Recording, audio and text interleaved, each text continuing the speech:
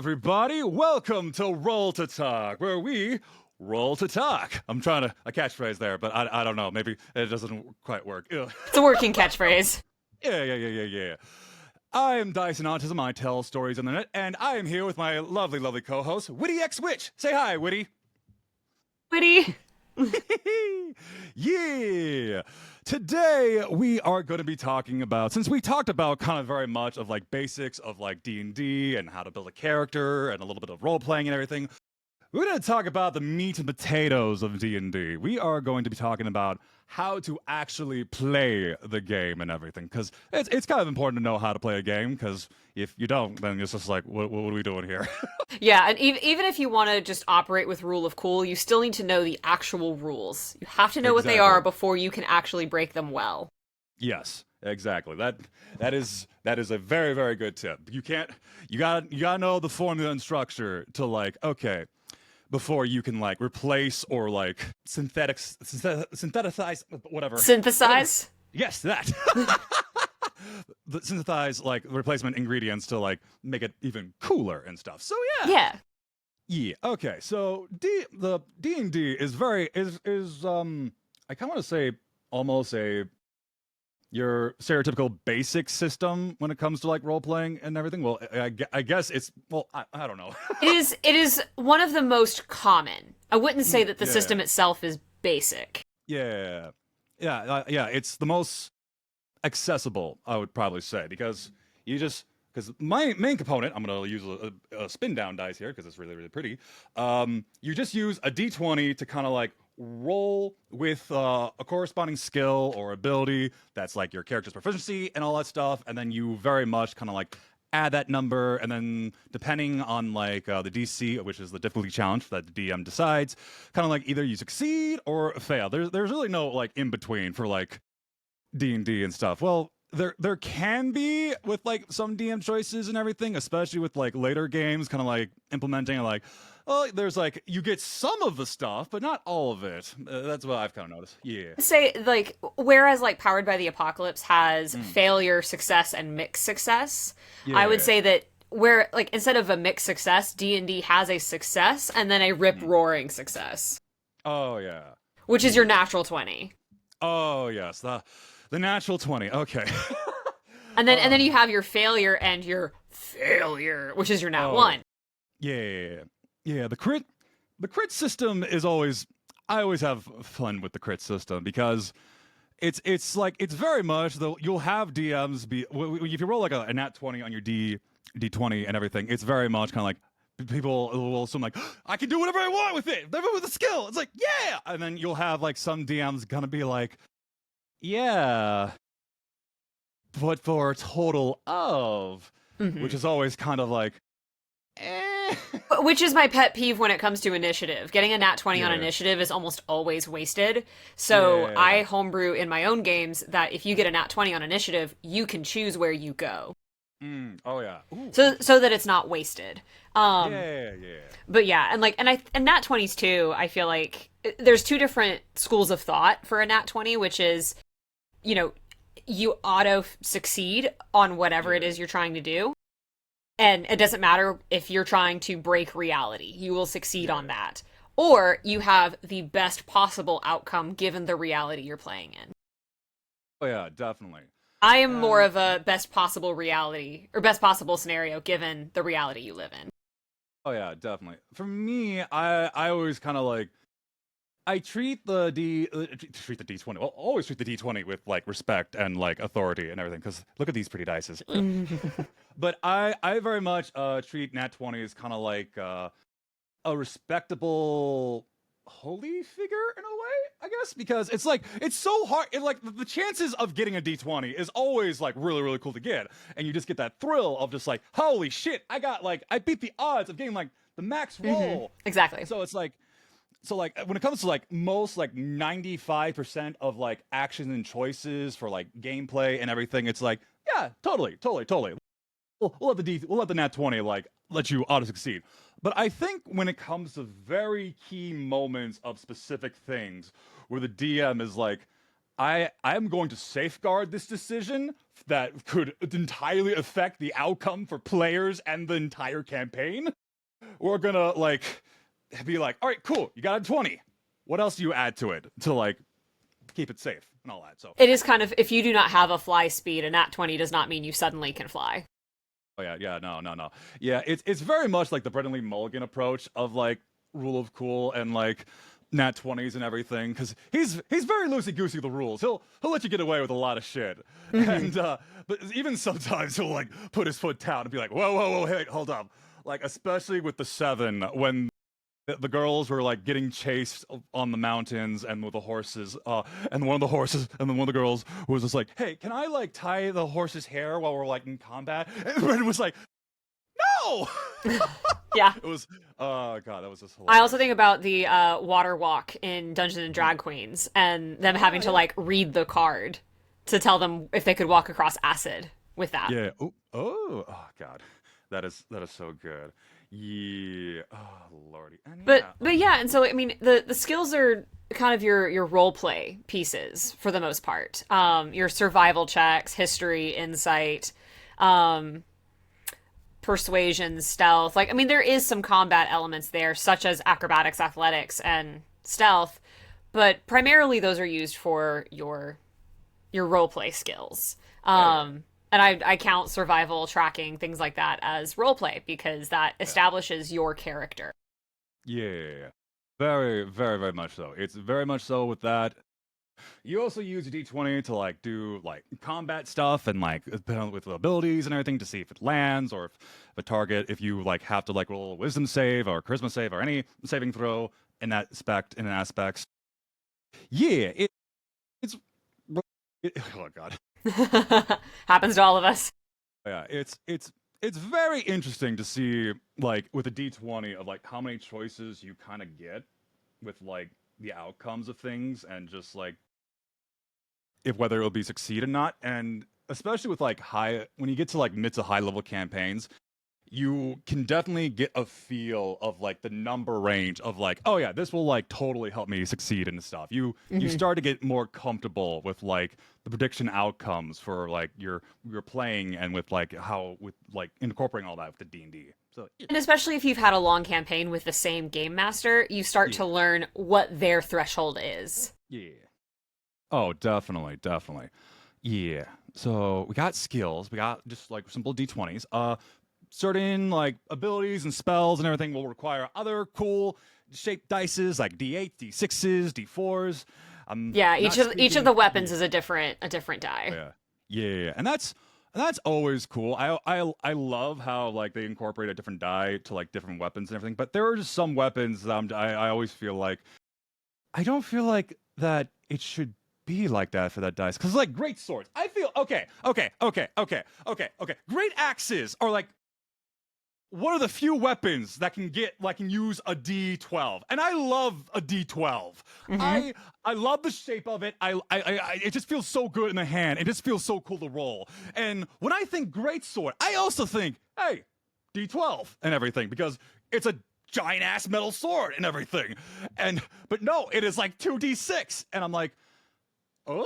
Which effectively comes out to a better ratio of numbers and a better win ratio.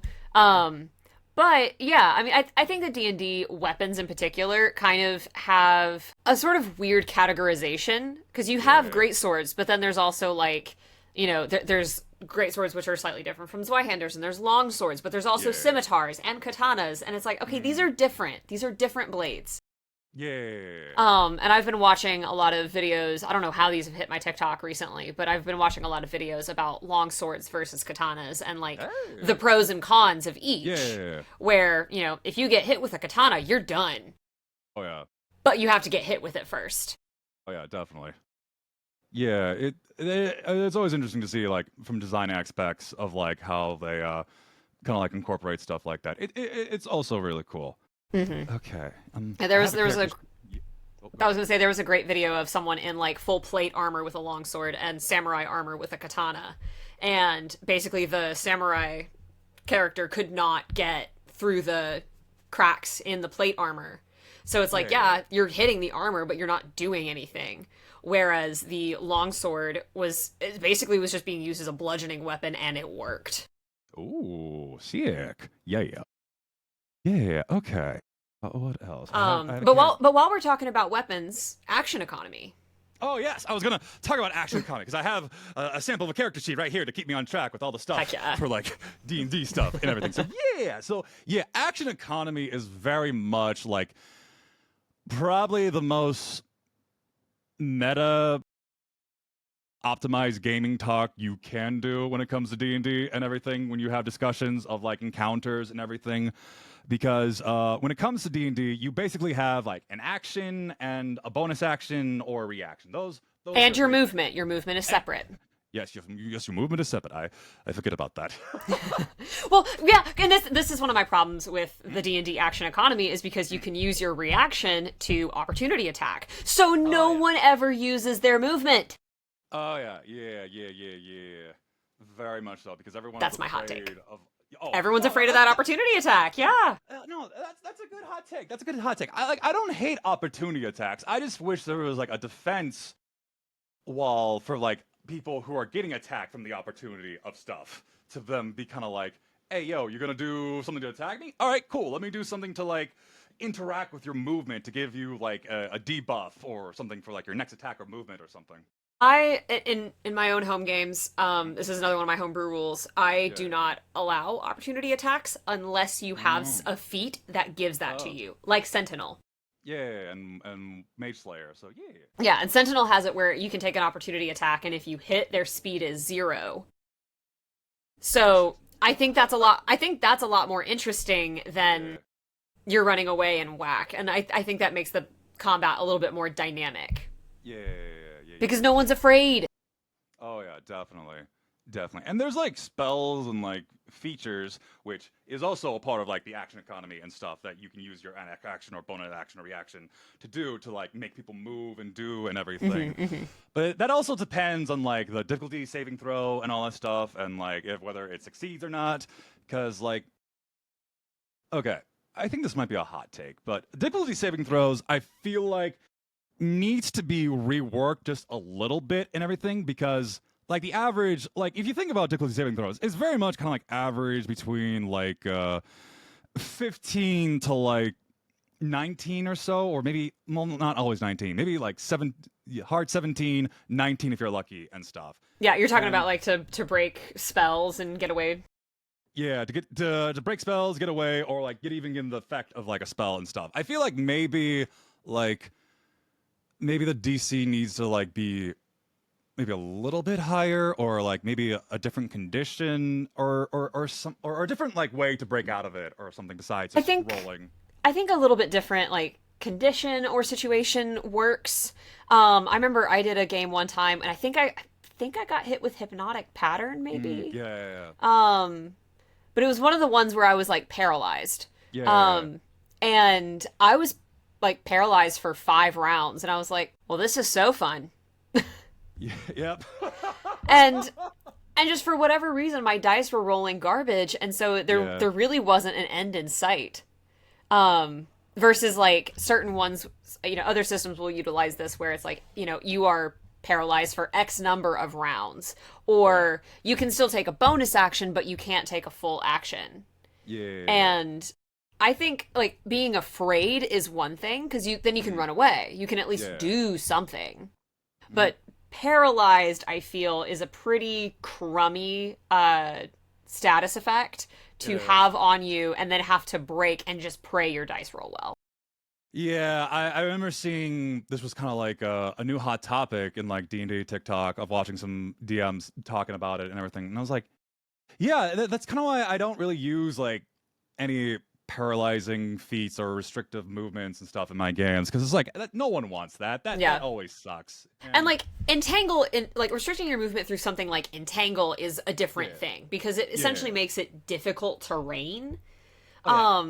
But yeah, I think there's a lot of different status effects in combat that do sort of take away player agency and I'm not jazzed about those. Yeah, it kind of feels like maybe like an overcorrection to like very much kind of like protect the DM to make it more fair for the monsters in combat, because we all know how PCs can go crazy on the monster. Mm-hmm. Which Yeah. may be hot take, but I say this about myself too. That's on the DM to balance. That is also that. Ooh, spicy. The Caliente. the players are not building that encounter. The DM is. Yeah. That is a lesson all DMs have to learn. I've had it. I have games where I'm just like, oh yeah, this monster totally will be a fair balance, and then they just wipe them out, and I'm like, all right, I'm just gonna throw a little bit more minion monsters that just suddenly appear out of nowhere, just to make it a little bit more spicy and everything. So, And especially at higher levels, it makes sense that your players would be able to steamroll most encounters. So, like, it's okay. Yeah. Oh, yeah, definitely. I also perhaps hot take, if you are building your game exclusively on combat, that's a boring game. I guess this is more preference and everything, because me being a big fan of like the Fire Emblem series, I understand the appeal of like D&D combat, because to me, it very much feels like Fire Emblem combat, just like with dices and everything.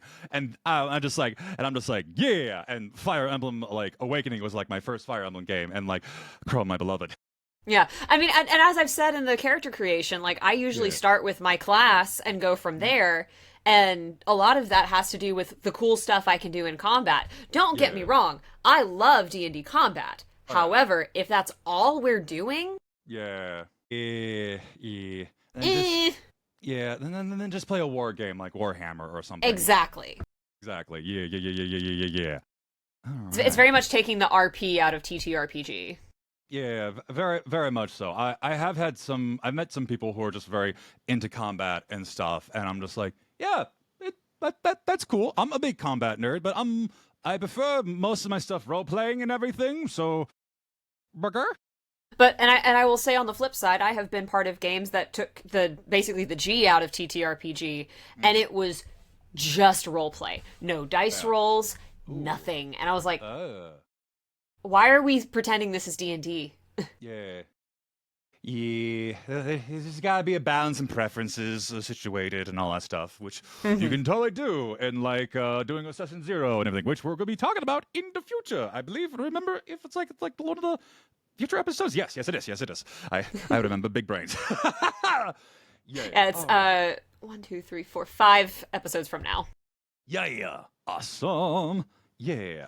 And also with like actions and stuff, with like action combat, there you can do stuff in like combat and everything that's like not just attacking. You can like dash, you can disengage, which is basically kind of like, which is I guess it is avoiding the opportunity attack.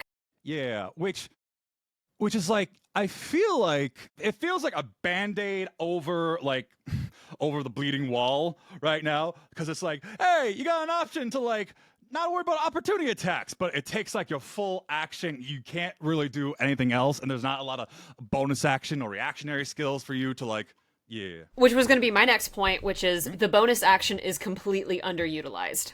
Yes. And I think that's true for pretty much every class except for Rogue. Oh, yeah.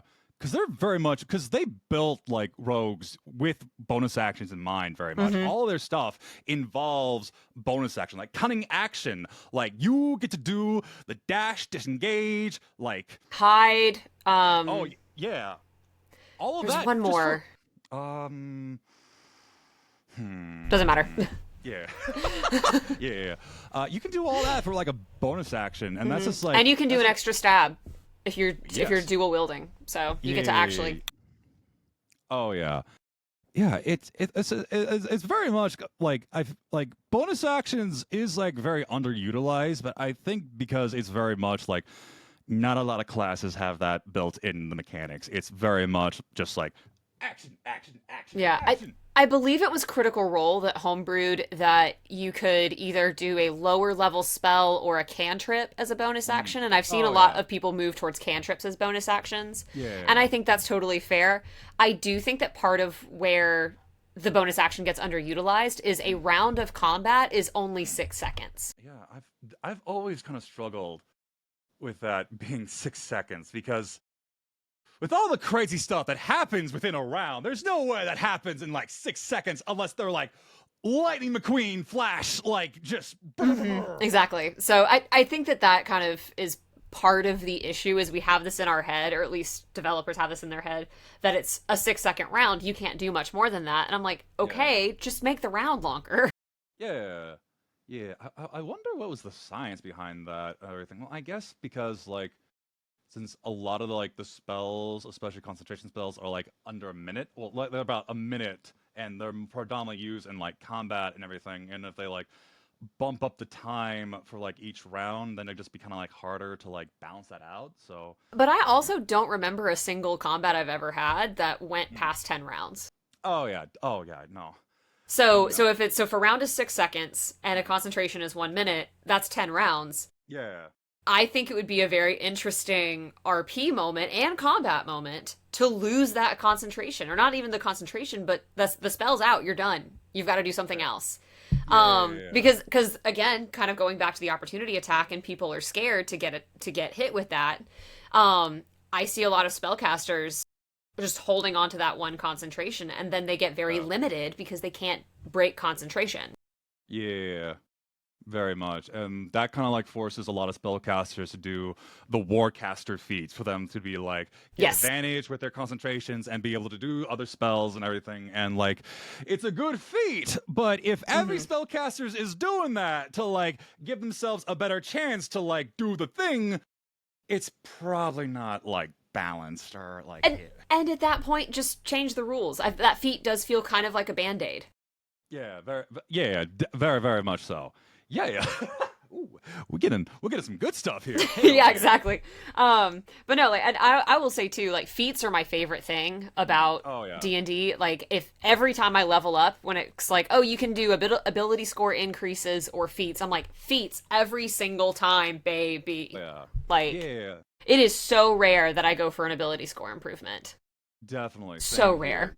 Because feats kind of give you like that extra little like bonus stuff to like do for like either role playing or combat, and there's always cool. Observation is always like one of my favorites to be able. Yeah, observance really good. Sentinel's one of my favorites. Alert also very good. Alert. Awesome. I love the spell initiates. I have a wizard that has healing right now because she took the cleric initiate, and I'm like, yes, finally. Hells yeah! Oh, that's so good. I love it. Okay. Other hot take: if a wizard, if you're playing a wizard, you should have some access to some healing spells. Not gonna lie, like that should be like because healing spells are necromantic. Yeah, and like even as a necromancer, you get some of the necromantic spells that also that has clerics and stuff. So why is it only exclusive to like artificers, bards, druids, rangers, and clerics and paladins? But Yeah.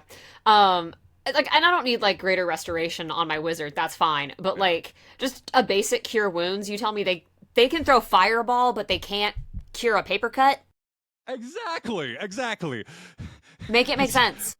Exactly. They are literal geniuses who are just like, yes, I can do anything. Can you heal this boo boo? No, I can't. That's far beyond my mathematical skills. And I think it's kind of interesting because I remember playing World of Warcraft and having the I believe it was called the priest class. It's been years since I played WoW. But then you had like this, cloth wearing light armor character that healed. Great. Where is that archetype in D&D? All the healers wear armor. Yep. Yeah. I'm just saying. Yeah, that's true. I guess probably because like just the way to protect the healers and everything, since they're kind of like the supporty class. And but what if I want to be squishy? Well, I mean, you could be a celestial like warlock or sorcerer.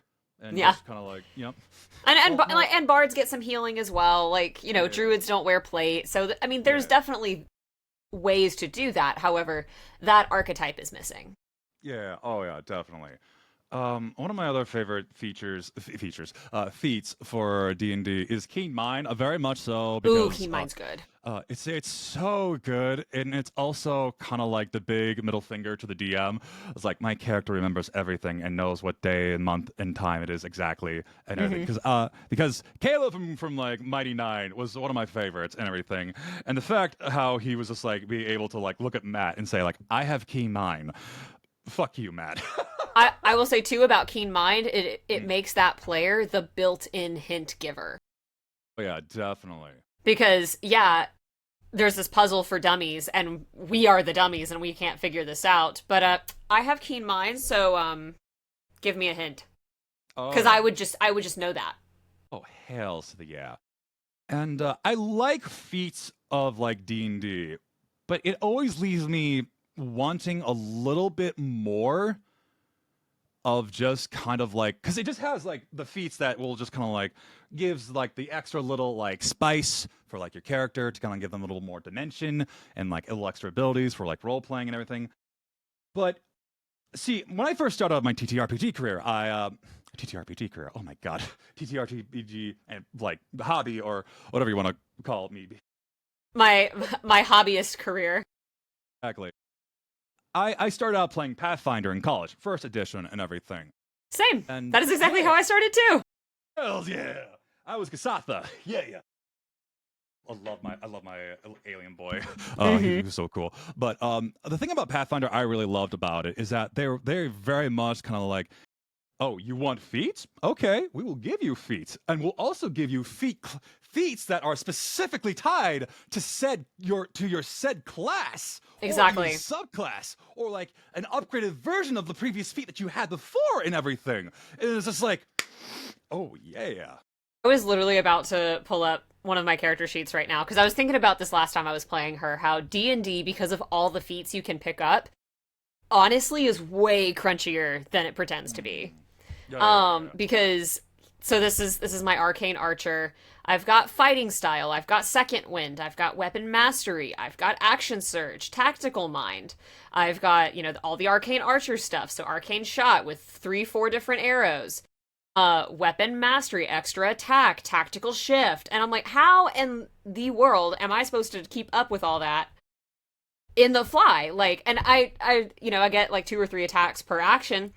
Totally forgot about it one time because I was like, Yeah. I've got so much to read through. And so it's not crunchy in the mathematical sense because you are just adding whatever you roll on one die to one other number, your bonuses, your proficiencies, whatever. But as far as like tracking every little thing that you can do, it's a pretty crunchy game. It is. Pathfinder is a very crunchy game.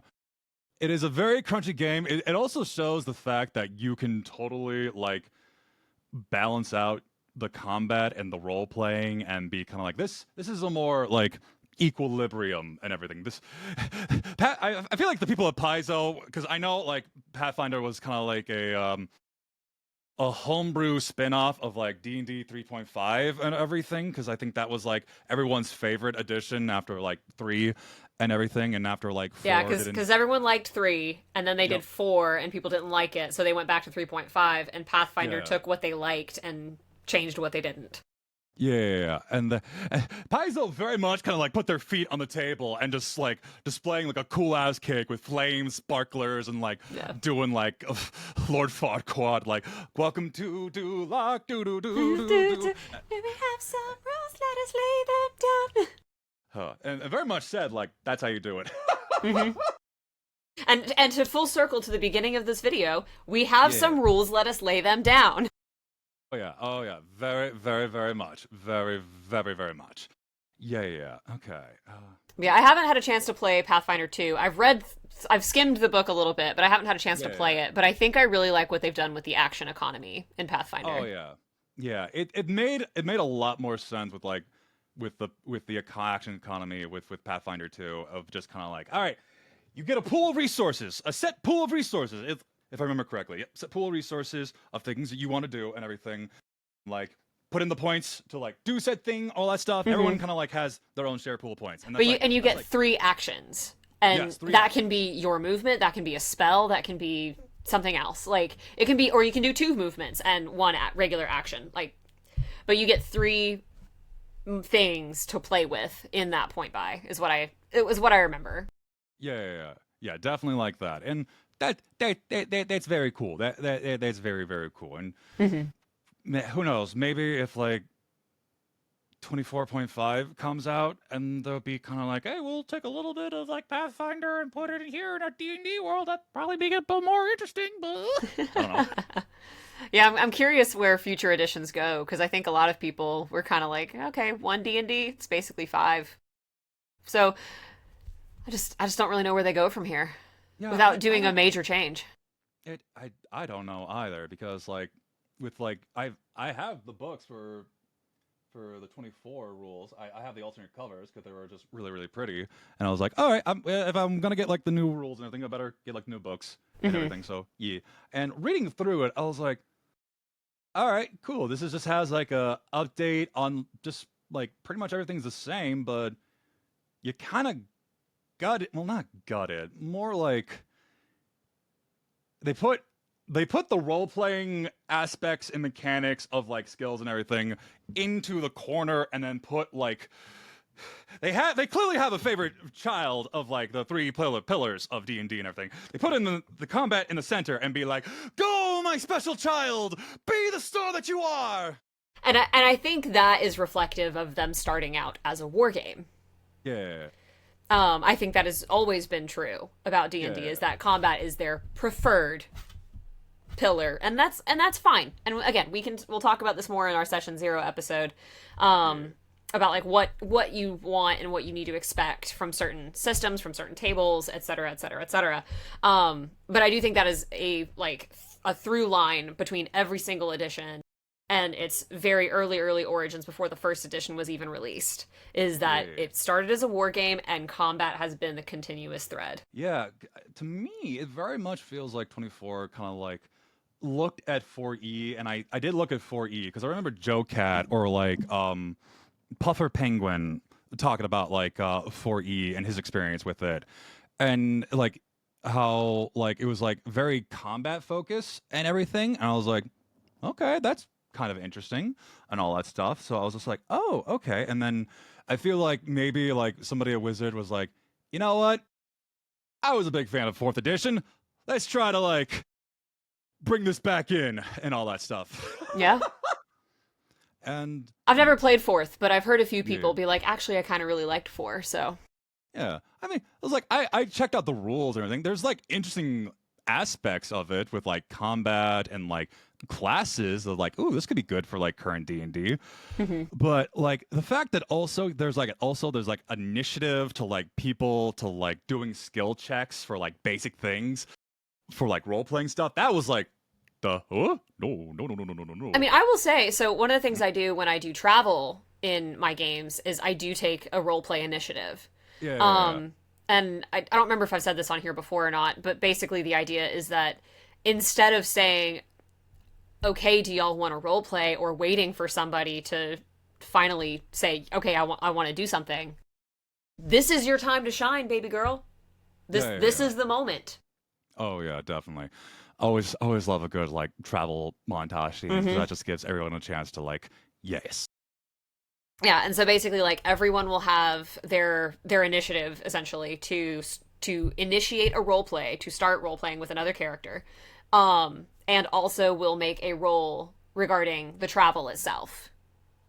Yeah. So like, and it can be anything they want to do. Like it can be, they're going to persuade a merchant that they run into for cheaper prices. Okay, well now we're gonna role play that merchant.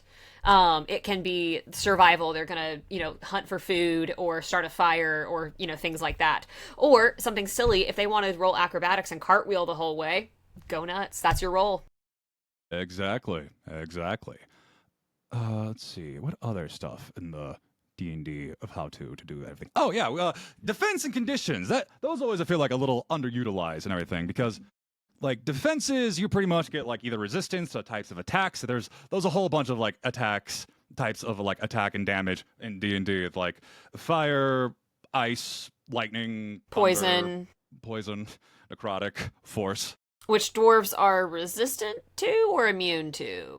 I think I think dwarves they're are like. resistant. I think they might. I feel like a resistant, but maybe the Dugars are the ones that are immune to poison. Perhaps. I remember elves are immune to being charmed. Yes, yes.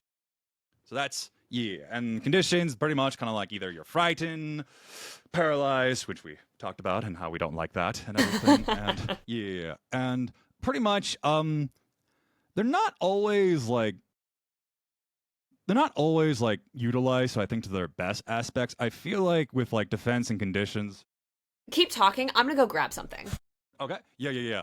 I feel like with defense and conditions, I feel like it's very much kind of like a conditional or very much a situational thing that requires when you get something from like either like a magical amulet, weapon, armor, or like spell and everything. And I kind of feel like perhaps when like on your journey and everything, you can like acquire like these different like defenses depending on like your choices and like what you do and what you train in especially, and with like conditions, because conditions primarily work with like either like spells or like your exhaustion levels, which I gotta remember. Oh, I forgot about the exhaustion levels. A super underutilized piece of this Yeah, game yeah. is exhaustion. Oh, yes.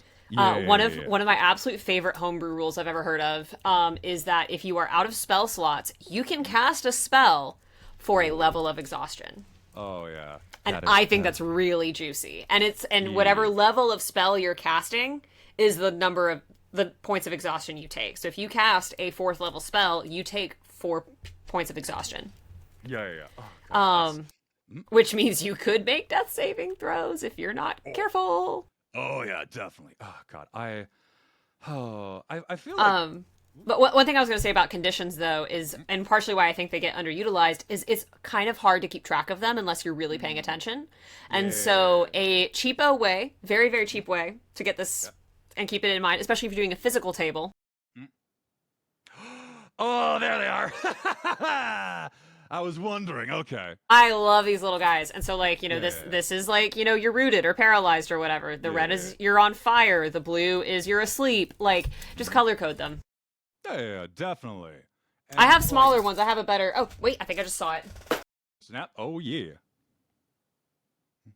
Yeah, here's my little ones that fit over my minis a little better. Oh, sick. Yeah. So yeah, just hit up all of your, like, soda friends and get their not pop rings. Well, I guess they are pop rings. Whatever these are called. Yeah. Those are always good and everything. And then, like, with virtual tabletops, they have, like, little markers that you can put on the character icon and stuff. The D&D Beyond one has a really good color ring that you can put on everybody. Yeah. But, no, yeah. Exhaustion levels is, like, an intimidating, like, mechanic of the game, especially when you are a player and especially as a DM, because if there are 5 levels of exhaustion, each one detriment to you of like how you can like move, you act, what things you can do, and like if you hit level 5, you die. So it's like, and or at least make death saving throws. Or at least make the death saving throw, and it's like. I think everyone kind of like is like afraid, but everyone is like, there's no way I'm going to like put myself in a condition where I very much get myself to even like remotely a level in exhaustion, because players are too smart, or like it's too scary to like even like toy with like exhaustion levels and everything. Or maybe that's just a hot take or something. Please don't come after me. I think it goes back into like the opportunity attacks that we were talking about and breaking concentration, and that like and maybe this is again a remnant of it being a war game, but there's something about D&D that feels very lethal, even though it's really not that lethal. Because again, you have like a 2 out of 3 system for your death saving throws. Like whichever, you have the 3 health or 3 life, 3 death, and if whichever one you fill up first is the one that you go with. Like, and then you have clerics that can revive you. Like, there's so many different ways that you can not die in D&D. So it does feel like we're all kind of scared of nothing. Yeah. But at the end of the day, I think a lot of us do kind of have this like, oh my god, I can't die mentality about D&D. And this is myself included. Yeah. I will say that I have infinitely more fun when I am trying to get my D&D characters killed. Oh yeah, same here. When I'm Doing just going something, balls to the wall, let's do this. yeah, doing something. I live by the motto of risk it for the biscuit because it's just kind of like that's just like this is like low stakes gambling for nerds. Yes, Yeah, very like much. Dice very and much. all. Yeah, exactly. Like there's no actual money like put into this pool or anything and all that stuff. Consequences very minimal except for like players and DMs kind of like looking at you like what the fuck are you doing? But yeah. But no, yeah, I think maybe just like incorporating some mechanics to like doing like putting exhaustion levels into like spells to cast or like other abilities for like extreme abilities, how like Daggerheart lets you do like those cool abilities when you're on death's door or stuff. Yes, I love that Mm. stuff. Oh, that's so Dread good. kind of does too. You can knock Mm. down the tower for an insta success, but you will die in the process. Oh, that's sick. Oh man, I want to play Dread, It's but so I don't know good. how. I don't know how to do it in a virtual tabletop sense. I'm just like, "Urgh." There's not there's not really a way to do that. Yeah. Cuz then you're just sort of stuck with um the computer telling you whether or not you can pull a tower, pull a thing. It's not really so much balance. And I think and part of the appeal of Dread is the anxiety you have of being Yeah. like let Oh yeah. me please find one. Oh, it's I so remember well, I good. think it was the first time I played it, I had my phone in my pocket and I stood up to try to like Mm. and my phone went and I was like ugh! But like part of the appeal of Dread is that physical or physiological response is how I should phrase that to the anxiety of the tower falling, and that heightens the horror element and your Yeah. anxiety about the story. Oh, So definitely. it's a very hard game to do in VTT. Oh yeah, very much. Yeah. Let's see. What else? We talked about dissing throws. Oh yeah. There's heroic inspiration, which basically is just a little slot for whenever you get inspired from like either the bard or like even bestowed it by Well, your. Yep. well, technically, there's heroic inspiration, which is from your Mm. DM, which you get to roll with Mm. advantage, and then there's Yeah. bardic inspiration, which is different because you get to Ah. add a Okay. bonus die. Okay. And because I always mess this up. Every single time I have inspiration, I'm like, which one do I have? Yeah. And every time we have a bard, I'm like, what's your inspiration die again? What am I adding? Um, Yeah. Again, kind of going back to that, every weapon has its own die, every inspiration has its own die. Clerics have Mm. guidance, and I think that's a D4, but it might go Yep. up to a D6 later. I haven't played a cleric high enough yet to know.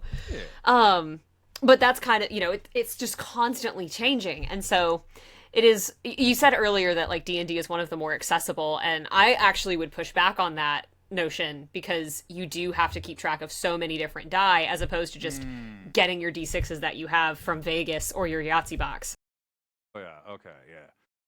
Yeah. I guess when I meant like accessible, I guess by like how ready available it is like in stores and stuff. And that I would agree with again because Mm. it's more common and more popular Mm. and it has the Yeah. most online infrastructure for Yeah. virtual tabletops such as D&D Beyond, such as Yep. Roll20. Mm. Just about every single company that has VTTs at all will have one for D&D. Yeah. Definitely. So yeah, that's heroic inspiration. You got your armor class, which is basically your little defenses to like make sure you don't get hit and stuff. Always good. Sometimes it's gonna be. Sometimes in rare cases it'll be like in single digits, unless you really, if you really bungled your dexterity like stats and everything, which Mm-hmm. I always do because I don't play characters that rely on dexterity, so my armor class is always low, regardless of like what armor I'm wearing to add bonuses to my Mm-hmm. AC. And something that's interesting is that uh your dexterity is the how hard are you to hit, which is your AC. And that is different from your HP. There's not really a soak, there's not really how well you can take this hit. It's how many hits can you take, not how Yep. well you take an individual hit. And I some games are different, but that is the D&D bread and butter. Yeah, definitely.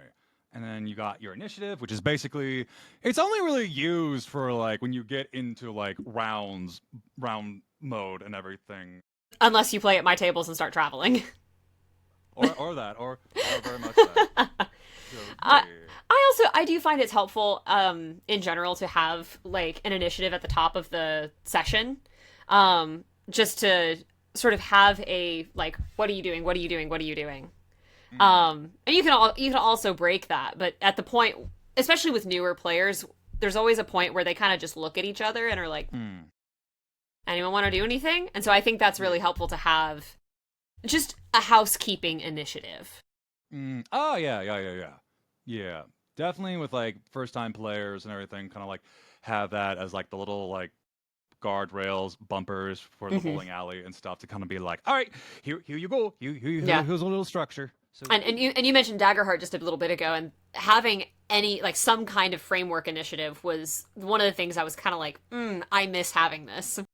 yeah.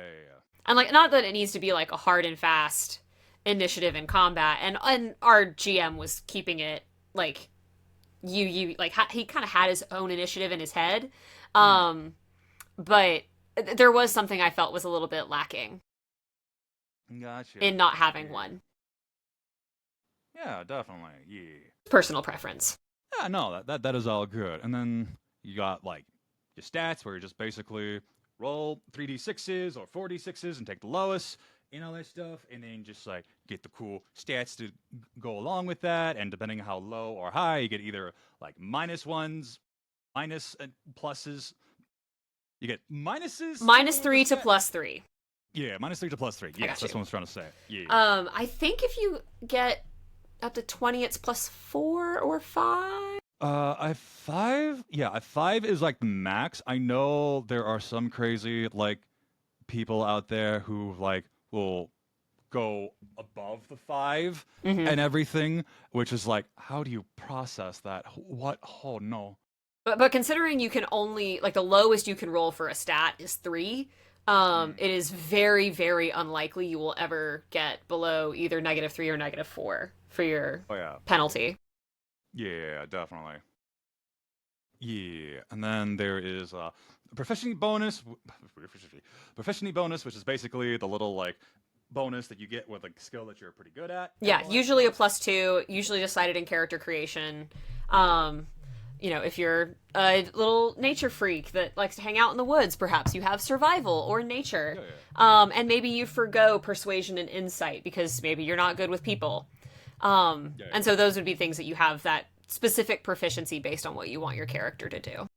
Yeah, and that increases as you go level up and everything, and with like a skill and everything, you can also be proficient with it, or you can be an expert in it, which like doubles the amount of like Hmm. bonuses you get with it. And if you are the bard, you can do the jack of all trades where you get half proficiency. Oh yes, that's just insane. I kind of wonder what. Okay, I kind of wonder like maybe some insane D&D designer or content creator or somebody on the internet would be kind of like, all right, how about we do the the yang of like proficiency modifiers where it's like, yeah, you're skilled at that, but what about the skills that you absolutely suck in? To like get like extra things for characters or like decisions that you choose and everything. Like Hmm. that'd be kind of fun. Yeah, I mean, I think that kind of comes down to the stats that apply to those skills. So how dexterity applies to stealth, sleight of hand, and Mm, acrobatics. If you have a base level of stealth or a base level of dexterity, sure, you're probably going to be passable at any of these, even if you yeah. particularly specialize in, say, sleight of hand. You'll still be decent in acrobatics and in stealth. Um, so I think that's kind of the logic behind it. But Mm, it would be fun to have, like, oh, you're a little anxious girly, but you rolled fine on your charisma, but your persuasion still sucks. yeah. Something like that. I, So th- I think yeah. there could be a very interesting if we made like a point buy in Mm. proficiency. Oh. Which, and I will say, point buy is not my favorite when it comes to Mm. ability scores, but I think Yeah. in this one it could be very fun. And so you Oh could yeah. basically say, "Oh, but I really, really, really want to be good at history." And you're like, "Okay, that means you have to take a point away from one of your other skills." And so you're like, Arcana. Take a negative in Arcana. And maybe that is the problem, because most people who don't use a lot of spells, say fighters or barbarians, would just dump skill Arcana. Yeah. Oh yeah, definitely. That'd be really, really cool. Yeah. Okay. What else? I'm okay. Proficiencies. Or talking about saving. Did we talk about saving throws? I think we mentioned saving throws. We mentioned them, but we didn't really get too in the weeds on them. We Yeah. talked. You were mentioning how saving throws tend to run about that 15 to 19 range, and Yeah. it makes it hard to break out of that. But we didn't really talk about it more than maybe we could fix it. Yeah. Like with saving throws, it's very much kind of like situational of like what is happening against you. Like you're either getting charmed by some magical creature, or like you're just getting like strength to like push things or dodge stuff and everything. So yeah, for those and everything, saving throws are like a nice good concept. I just think like the DC to like in order to like either pass or fail could have like an extra bridge support beam to be kind of like, we're gonna like strengthen this up just a little bit or something. Yeah. There's a lot of things that D&D could do differently. And like I said earlier, I don't know if they will. Because I think to do most of the things differently that we've been talking about, they'd have to change a lot. Oh yeah, it would be an entirely different game. Yeah, like even if all they change is the saving throws, it would be a complete overhaul of the saving throw system. Yeah. So I don't know. Yeah, but no, they're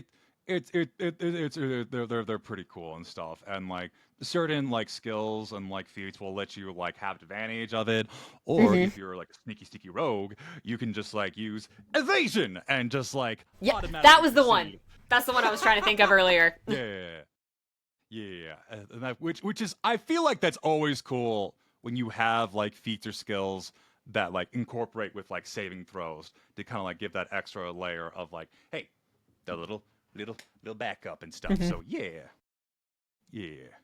After that, we got senses, which is basically passive perception, passive investigation, and passive insight. Also remarkably underutilized. Well, it kind of depends on the group and what kind of game you're playing. Like, I've never once used passive investigation. Really? Never once. And not to say like I'm not using it on my games. I would love to. But I've never, like, as a player, I've never used it, and I honestly haven't DM'd D&D specifically enough for that to come into play. I do try to use passive perception all the time. Because and this is one of the things that I think is very weird is, okay, roll perception. Well, I just rolled a 3 plus 2 or whatever. Yeah. But if my passive perception is 10, why wouldn't I just notice that? Yeah.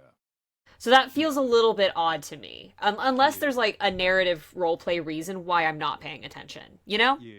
Yeah, because there'll be some DMs. Okay, with the passive senses and everything, that you have like a set amount of like stuff plus like either, I believe it's like for your proficiency bonus or like your, it's like proficiency. No, it's not proficiency bonus because if plus proficiency. The passive perception. It's like passive perception is. I'm trying to remember how. This is how I'm not a true D&D fan, because I use like online like character builder sheets and not like pen and paper and like know how to like actually calculate it and shit. So Let me see. Hang on. So I believe it is 10 plus your wisdom plus your proficiency bonus for passive perception. And then investigation, which is intelligence, is your... Oh, wait, hang on. Okay, because I'm looking at my character sheet right now. And I do remember it is 10 plus. So my passive perception is 10 plus my persuasion. So my passive perception, the thing we're talking about. So my passive perception on this character is 17, because it's 10 plus 6. Because that is my proficiency bonus, because I am proficient in perception. 7. I cannot keep these lines straight. Good grief. It's all good. Oh my gosh. Okay, restart. We'll do a little, 10 minutes later SpongeBob thing to get over this. Anyway, So this character's passive perception is 17 because it is 10 plus 7, which is my perception bonus because it is the 4 proficiency, 3 wisdom. Investigation is 10 plus 1 because I do not have proficiency in investigation, but I have a 1 in intelligence. There we go. Yeah. It's very much like that. Yeah, because for me, me being kind of like the insightful person of being kind of like, all right, if I was a player, I could probably do this, but if I was a DM, there might be something in there and everything. So how do I do the thing and like risk? I could risk it to get a higher roll to like perceive or investigate or like insight a person, or I can just use reliable talents that I'm just like, well, I'm just like naturally kind of like get a baseline and stuff to be kind of like, yeah. So yeah, it's very much kind of like it's very much kind of like the tool of like, hey, you got like a comfy blanket or like a comfy food to like help you out and everything, but if you want to risk it for the biscuit, go ahead. So yeah. But yeah, I mean, I do feel like, especially with those three, like if I have a 17 passive perception, not much is gonna get by me. And so I feel like at that point, rolling and accepting anything below a 17 is, again, unless there's a narrative reason I'm distracted, doesn't make the most sense to me. Yeah. And the same goes for insight. I think this character's insight is 13. Yeah, passive insight 13. So then if we're talking to somebody and I think they lying, I don't feel like accepting anything less than a 13 makes narrative sense. Yeah, I feel like very much it's kind of like people forget about the passive insights because typically instincts for like D&D is like, hey, I can roll for it and all that stuff and everything. And sometimes the DM will be kind of like, hey, what's your like passive, just to like give them like a fair chance to like remind them and everything. And all that And stuff. to be fair, maybe you roll and you get a nat 20. That is also true. Like that's an option. Yeah. Oh yeah. And like sometimes with like games and everything, there'll be like people will be like, crap, I already rolled. Can I use my passive insight instead? And then there'll be like some DMs will be like, nah, you already rolled. Or which is like, eh.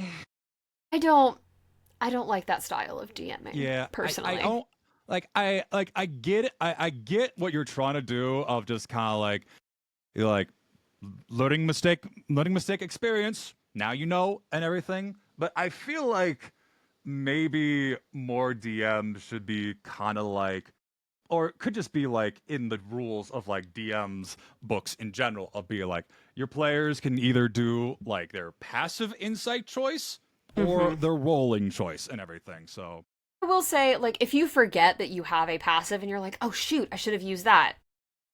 To my mind, go ahead and use it. But like, but also on the flip side, if I the DM remind you, hey, you have passive perception, and they say no, I want to roll for it, and then you say, actually, I thought you wanted to roll for it. At that point, I'm like, no, you're taking that dice roll because you insisted. I tried, you insisted. Yeah. And because at that point it does feel very min-maxy. Oh yeah, that's also true because the passive stuff can get insane, especially with some builds. Again, Homegirl has a 17 passive. That's crazy. Yeah, I've seen some people. I think like Offbeat Outlaw like did like a build where a passive insight was like either in the high 20s or 30s or something. I'm like, how in the fuck? It's like, oh Jesus Christ! God! Like, I'm impressed that you were able to do that, but oh no! But yeah, like literally nothing's getting past that guy. Nothing. Oh yeah. A thing. It's like, are we sure that this character's not a god or a demigod in some way? What's happening here? It's giving like the rogue trying to like tiptoe over, and it's like, what you doing? It's like, nothing. Very, very much so. What do you got there? A smoothie? Smoothie. Oh god. And then you have then we have armor, weapons, tools, languages, which is in the proficiencies and training stuff and everything, which is kind of just like there and everything. You like for like certain armors and weapons and stuff, you're gonna need like basic training and like understanding of like how to wear armor or stuff. I never understood how like you needed like training for like to wear certain armors, but weapons I understood. It makes some sense to me because different armors do limit your mobility. So I mean, it's sort of the same situation with like corsets. Like you can't not move in a corset, but it does change how you move. And for example, like my Vex cosplay, I have that really thick leather corset that I wear. I can't bend at the waist in that. Yeah. And so like it's just leather, it's medium armor. But it does change the way that I move. And then heavy armor, your plate, your half plate, any of that is you have to have in real life, you have to have a certain level of strength and or endurance to wear that for long periods. So the idea of training makes sense to me. Okay. I'm not crazy about how D&D goes about giving you those proficiencies when it comes to weapons and armors. I'm not crazy about that. Yeah. Definitely. And with like and there's also like tools that you can do to like help out and everything. But calligraphy tools, painter's tools, potter's tools, smithy tools, like cooking tools, forgery kit, disguise kit, like all of these are things that you can play with. Yeah, they're very good. I like them, and I always kind of like wish more players would be kind of like use it and everything. But it's very much kind of feels like a situational kind of thing for like one specific scene, and then you just kind of forget about it and all that stuff. Yeah, and like and again, I think because you can level up so quickly and fight God, or at least demigods by level 10, you're not sneaking into too many places because why? Yeah, it very much feels like the only really tool that's just like that's able to like stand no matter what level you are is thieves tools, which is basically a necessity to like unpick locks and like all that stuff and everything, which is like, all right, kind of wish we could do that for all the tools and everything, but I think there's maybe a few, not too many types of tools, but just the utilization of them is kind of low. I think it might be more efficient to have like tools, like a set of tools, of multiple tools based on your background. So if you have like the charlatan background, you would have both disguise and forgery at your disposal. And also I'll say about forgery, like how many tools, specific tools do we really need for this? That's true. As opposed to a pen, a piece of paper, and good penmanship. Yeah. I have those. Yeah. Just thought. Any forgers in the comments can tell me I'm wrong. Oh yeah. Oh no, there's a good thought and stuff. So yeah. There's also like for legal reasons, I have never forged anything in my life. Yes, for legal reasons. Please don't come after us. Please don't. I've not signed my mom's name on my sick notes at school. Who does that? Oh lordy, oh god. There's also vehicle proficiencies with like stuff and everything, but D&D is not really a vehicle heavy mechanic for like. It's so sad. It's sad because there are like specific modules that are like, hey, here's this cool like looking like machine or like cart or like hell machine car thingamabopper in like the 9 hells that you can drive and everything, and everyone's like, Yeah. But even horses, wagons, boats, like they're so rarely taken.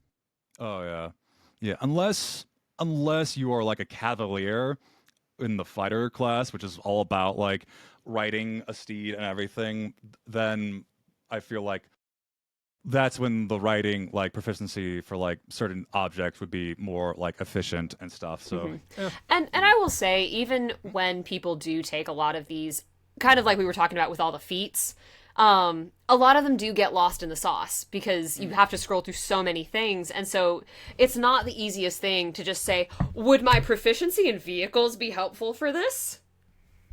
Because it's easy to forget that you have that. Because if you look at your character sheet, they're just they're just in very small boxes, just very designed very small boxes. So you I don't really think about it. do not miss handwriting my D&D character sheets. Oh, I God, do neither not do miss I. it. Oh God, it If sucks so hard. if D&D Beyond ever goes down permanently, I will never play D&D again. Because that's how averse I am to doing the paper sheets again. I'd be so fucked because And, like, I have messy handwriting. Yep. And I have no problem with paper sheets like Powered by the Apocalypse, Dragon Age, Avatar. Like, I've done paper sheets for other systems, no problem. It's not the paper part. It's the D&D paper sheets specifically that I'm like hiding in the corner from. Yeah, because it just feels like they're just kind of like, hey, all that other stuff, don't worry about. Skills and like your attacks and spells, that's the stuff you want to worry about. That's the big thing and stuff. So Because it started as a combat game. We're gonna go back to this a lot. I feel like that's gonna be our meme now. Anytime it's like, why is D&D like this? And just like bust the door, Witty, because it was a war game. Yes, like I feel like the Kool-Aid Man, but like a D20 shape. Hells yeah. Oh lordy. That's hilarious. Oh my god. All right. And then finally we have languages, which I love languages. Also underutilized. They are very underutilized. Less so than other things we've discussed, but still yeah. underdone. Yeah, they are because it's very overwhelming because there's a lot of languages in D&D. There is so many shit you can choose, and as like someone when you're like a player and you're like trying to figure out, all right, what languages should I pick to like get in the game, because sometimes the DM will be like, hey, someone is speaking this language, and it could be very important information or like a secret detail and everything, and you're like, I have these languages, and they're like, not really, and they're just like, damn it. So I'm gonna put the DM under a microphone again, or not a microphone, a microscope. I feel like if you are doing a language puzzle in your games, you have to check what languages your characters have. Oh yeah, definitely. Yeah. Or give them an NPC that has that language. Oh yeah, that's something to like include into a System to Zero talk. For DMs out there, take note and stock of what languages your players choose and everything, so that way you can very much be like, all right, go ahead. Note their languages and note their passives. Yep, if you don't take note of anything else, take note of those things. Yes, take note of those things, so that way they feel like their passive skills and like all their other stuff they don't pay attention to can be very utilized, and gives them kind of like that cool edge of like, hey, I didn't think about that before.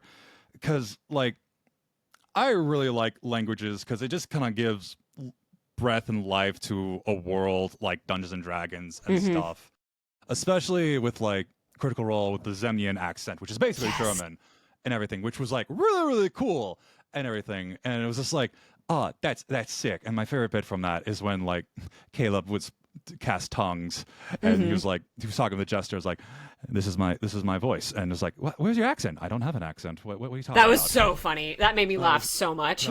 That was so good. And it's just like, yeah, I just love when like DMs very much incorporate languages, because language is very important, like world building, cultural wise, and everything. It also just makes you feel more connected to the world and everything. I agree. I will. I feel like I'm razzing D&D a lot this episode.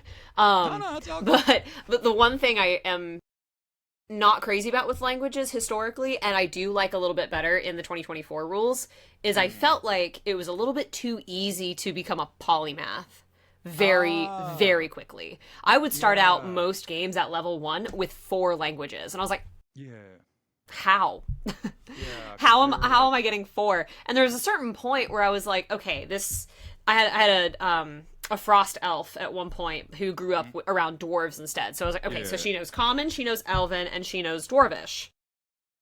And I had like 1 or 2 more to pick, and I was like, I don't know what else she knows.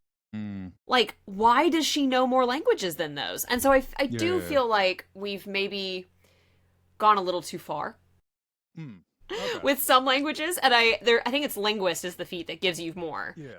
Great, love it, awesome. I don't mind well, some of the backgrounds, not all of them, but some of them, picking up more languages, like the noble. You've studied. Of course you've studied. Duh. But I do think it's really weird that I was starting out with like 4 and 5 languages with almost every character I ever rolled in 5th edition. I was like, Yeah. well, that's crazy. And there's also like go ahead. But now 2024 is sort of it's cut back a little bit, and so I think I have 2 or 3 for most of my 2024 characters, which is a much better balance and makes me feel a little more realistic. Oh yeah, definitely. Because like, and if you also chose like the knowledge domain cleric, which is basically kind of looks at the bard and be like, ha, jacks of all trades. Yeah, right. Let me show you how it really does. Gods, give me the skills and everything. Right. And it's just like, also give me a whole bunch of languages and stuff. It's like, oh. Mm-hmm. I think really the crux of my issue with, again, the languages and where you can pick them up from goes back to my point about the oops all rogues, is that D&D is really hard to differentiate when you start overlapping too much. Yeah. And it's very easy to overlap too much. Oh yeah. Is my yeah. And I think because like especially with like a lot of like the languages in D&D that are very much kind of like, from what I understand, they're similar, but they're like not really. So it's like, Sylvan and Elven use the same alphabet but are different languages, which in the same way that like English and German use the same alphabet. So you're using the same characters but not the same words. So okay. There's that. And I know there are a few more that do the same. I don't remember which. Maybe it's like Abyssal and Orcish or something. Abyssal, Infernal? Maybe. I know there are more languages that share an alphabet.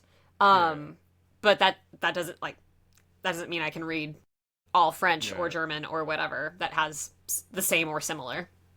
Yeah. So yeah, because for me, if I goof up on like forgetting like a language the player does not know, but they have kind of like a language that they're like that's like kind of like in the same vein of the family, then I'll be kind of like, then I'll do like the DM thing of like very much like, all right, cool, roll with like intelligence to like partly decipher everything so you get a fair chance and I can fix my mistake. Which also is a realistic thing to do. So personal story here. I was in Italy one time and I got stuck in a rainstorm, and I knew English and I knew some French. I was okay. I had like just finished taking my college French classes. And there was this woman that was standing near me who turns out she knew Italian and Spanish. And about the 3rd time she talked to me, I was like, oh, we're trying to have a conversation. Oh no. And I felt so bad because I was like, I don't know any of these languages that well. And so, but I was able to piece together, like, how she, like, where she was originally from, how she got to Italy, when she got to Italy, why, etc. Like, just kind of piecing together root words. I was like, okay, I think I've got what we're doing. And then one of my friends who was working with me at the time came by, and she knew Spanish, and so she basically relayed everything I had figured out much faster than I had figured it out, but it was one of those where I was correct. So rolling an intelligence to figure that out is a very realistic thing to do. Oh yeah, definitely. Yeah. And I think that's pretty much it with like D&D character sheet and like how to like play with it and everything. I mean, there's also like the background, but we've also talked about background with like role playing. And, like, and I'll say again, 2024 rules has vastly improved the backgrounds. Yeah. There's also characteristics where it's just basically kind of like your little note cards of just like little like baselines to remember what your character is and stuff. And there's flaws, like, bonds. Yeah, personality traits and everything. But it goes into how you want to roleplay, which is really the crux of how we play these games. Is we roleplay, we say what we want to do, and then we let the dice tell us if we succeed and how well we succeed, or fail. Much so. Yeah. All right. I think that we went through everything. That was a fun time. Is there anything you wanted to like do closing statements about like the whole how to play and everything and all that stuff? I will say if you are not having fun while you're playing, you're Mm, somebody is doing it yep. wrong. Yep. I'm, somebody. I'm not naming names. I'm not pointing fingers, but recalculate. Yep. Recalculate and just kind of like, you know what? Let's hit the reset button on this and everything.